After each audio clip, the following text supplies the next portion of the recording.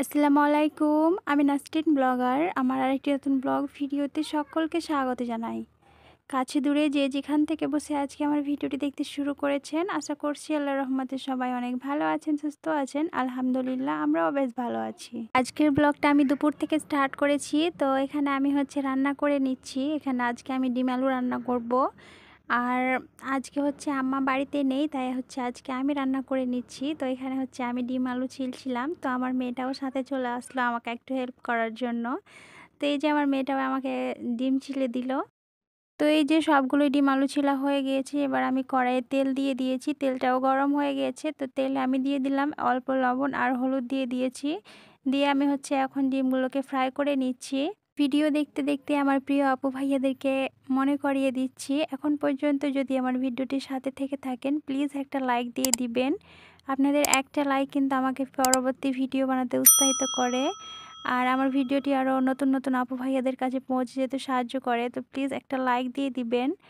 আর ভিডিওটি যদি নতুন কোনো আপু ভাইয়ারা দেখে থাকেন, ভিডিওর কোথাও কোনো অংশ একটু হলেও যদি ভালো লাগে আর যদি মনে হয় আপনাদের কাছে আমার চ্যানেলটি সাবস্ক্রাইব করার মতো উপযুক্ত, প্লিজ আমার চ্যানেলটিকে সাবস্ক্রাইব করে রাখবেন।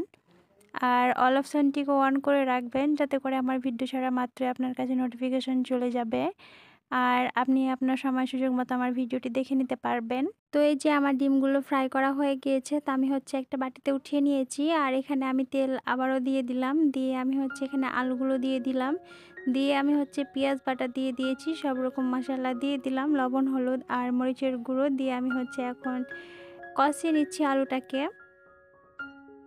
তো এই যে ভালোভাবে কষিয়ে নিয়েছি, এবার এখানে আমি জল দিয়ে দিব। তো এই যে আমার ডিম আলুটা কিন্তু হয়ে গিয়েছে। আমি একটু নাড়াচাড়া করে উপর থেকে একটা কাঁচা লঙ্কা দিয়ে দিলাম চিড়ে। তারপরে এটাকে আমি নামিয়ে নিব। রান্না বান্না করে চলে আসলাম দুপুরের খাবার খেতে। আর এই তো এখানে দুপুরের খাবারটাও রেডি করে নিয়েছি আমি। আর এই তো এখানে ডিম আলুর ফাইনাল লুক এরকম হয়েছে ডিম আলুটা। আর আজকে যেহেতু বাড়িতে আম্মাও নেই আর বাবাও নেই, তার জন্য আজকে বেশি কিছুই রান্না করিনি, শুধু ডিম আলু রান্না করেছি আর কিছুই না। তো এখানে আমরা ভাত খেয়ে নিব। তো এখানে আমি দাদাকে ভাত দিয়ে দিচ্ছি, আর আমার মেয়েটাও বসে আছে ভাত খাওয়ার জন্য।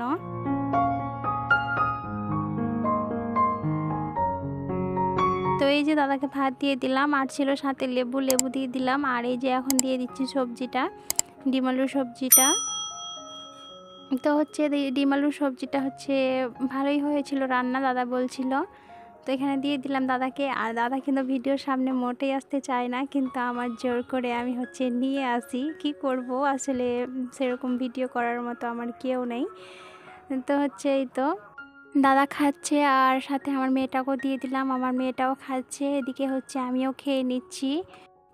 তো যাই হোক, আজকের মতো ভিডিওটা এ পর্যন্তই, আর বেশি বড় করতে চাইছি না। সবাই ভালো থাকবেন, সুস্থ থাকবেন, আর প্লিজ একটা লাইক দিয়ে দিবেন ভিডিওতে এখনও যদি লাইক না দিয়ে থাকেন। আর যদি ভিডিওটি খুব বেশি ভালো লেগে থাকে তাহলে ফ্রেন্ড অ্যান্ড ফ্যামিলির সাথেও শেয়ার করে দিতে পারেন। আজকের মতো ভিডিওটা এ পর্যন্ত, সবাই ভালো থাকবেন, সুস্থ থাকবেন। দেখা হচ্ছে নেক্সট ব্লগে। আল্লাহ হাফিজ, আসসালামু আলাইকুম।